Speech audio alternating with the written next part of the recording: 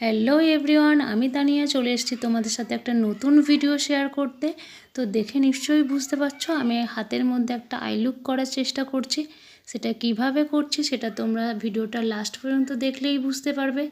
এই আই লুকটাকে বলা হয়ে থাকে হ্যালো আই।